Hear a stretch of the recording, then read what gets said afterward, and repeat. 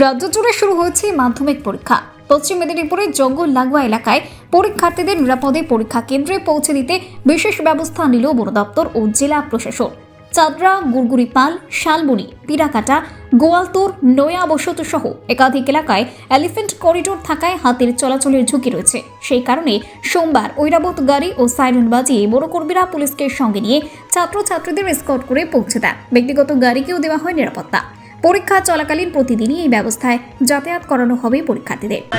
আজকে প্রথম মাধ্যমিক পরীক্ষা শুরু হয়েছে ফেব্রুয়ারি 2 তারিখ।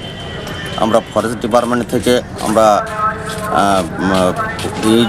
প্রক্রিয়া নিয়েছি প্রতি বছরের ন্যায়, যেমন আমরা করি মাধ্যমিক পরীক্ষার্থীদের সেন্টারে নিয়ে যাওয়া এবং ছুটি হওয়ার পরে ঘুরে ফেরত নিয়ে যাওয়া। কারণ দলছুট হাতি আমাদের এলাকায় আছে, আমাদের দল হাতি আছে আমগোবরাতে, আমাদের চাঁদড়া রেঞ্জে 34 থেকে 35টি হাতি আছে, যাতে না কারো কোনো অসুবিধা হয় সেই প্রক্রিয়া পুলিশ এবং ফরেস্ট উভয়েই আমরা প্রক্রিয়া চালিয়ে যাচ্ছি। কারো কোনো অসুবিধা যাতে না হয়, পরীক্ষার্থীরা যাতে ভালো করে পরীক্ষা দিতে পারে তার জন্য আমরা সক্রিয় আছি সবাই।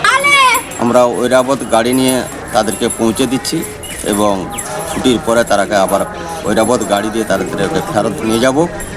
আর কোথা থেকে কোথা পর্যন্ত এটা হচ্ছে? আমাদের গুড়গুড়িপাল থেকে নয়াগ্রাম পর্যন্ত আমাদের যে রুট আছে সেই রুটে জঙ্গল পথের রাস্তা।